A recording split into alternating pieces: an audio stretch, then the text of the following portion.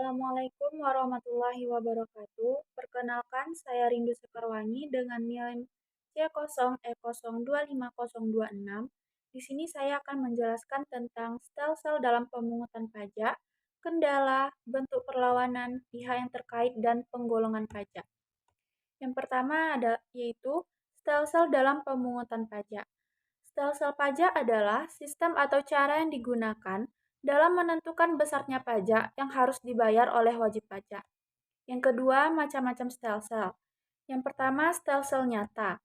Pajak dihitung berdasarkan penghasilan yang sebenarnya diperoleh dalam 1 tahun. Diketahui setelah tahun pajak berakhir. Contohnya itu, pajak dihitung setelah laporan keuangan selesai. Yang kedua, stelsel anggapan atau fiktif. Pajak dihitung berdasarkan perkiraan atau anggapan tertentu, biasanya berdasarkan penghasilan tahun sebelumnya.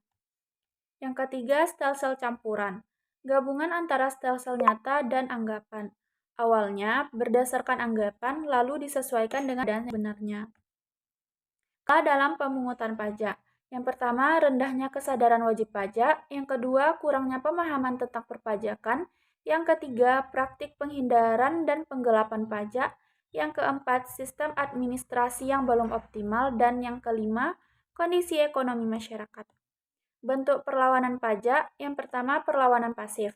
Tidak secara langsung melanggar hukum. Contohnya, kurang paham aturan pajak.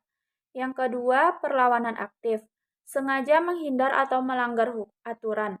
Contohnya itu yang pertama, tax avoidance, yaitu penghindaran pajak secara legal, dan tax evasion, usaha untuk meringankan pajak dengan cara melanggar undang-undang. Pihak yang terkait dalam perpajakan, yang pertama wajib pajak, yaitu orang pribadi atau badan yang memiliki kewajiban membayar pajak. Yang kedua, pemerintah atau fiskus, pihak yang memungut dan mengelola pajak melalui Direktorat Jenderal Pajak atau DJP di bawah Kementerian Keuangan Republik Indonesia.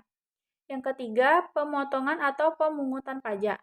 Pihak ketiga yang ditunjuk untuk memotong atau memungut pajak, misalnya perusahaan yang memotong PPh karyawan. Yang keempat, konsultan pajak. Tenaga profesional yang membantu wajib pajak dalam menghitung dan mengurus kewajiban perpajakan.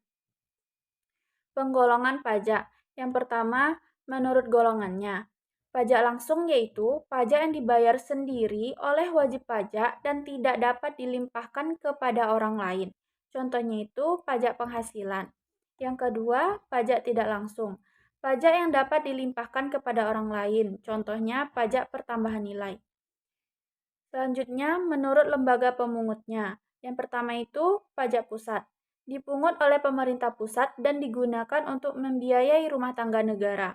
Contoh, pajak penghasilan, PPN, pajak penjualan atas barang mewah, dan bea cukai. Yang kedua, pajak daerah. Dipungut oleh pemerintah daerah. Selanjutnya, menurut sifatnya. Yang pertama, pajak subjektif. Memperhatikan keadaan atau kondisi wajib pajak terlebih dahulu. Contohnya, pajak penghasilan. Yang kedua, pajak objektif. Berdasarkan pada objeknya, tanpa memperhatikan keadaan diri wajib pajak. Contohnya itu, pajak pertambahan nilai dan pajak penjualan atas barang mewah. Jadi, kesimpulannya, stelsel pajak adalah cara menentukan besarnya pajak yang harus dibayar terdiri dari stelsel nyata, anggapan, dan campuran. Pemungutan pajak memiliki kendala seperti rendahnya kesadaran wajib pajak dan adanya penghindaran pajak. Perlawanan terhadap pajak ada dua, yaitu pasif karena kurang mampu dan aktif sengaja menghindar pajak. Sistem perpajakan melibatkan pemerintah, wajib pajak, dan petugas pajak. Pajak digolongkan berdasarkan sifatnya, lembaga pemungut, dan golongannya. Sekian, Assalamualaikum warahmatullahi wabarakatuh.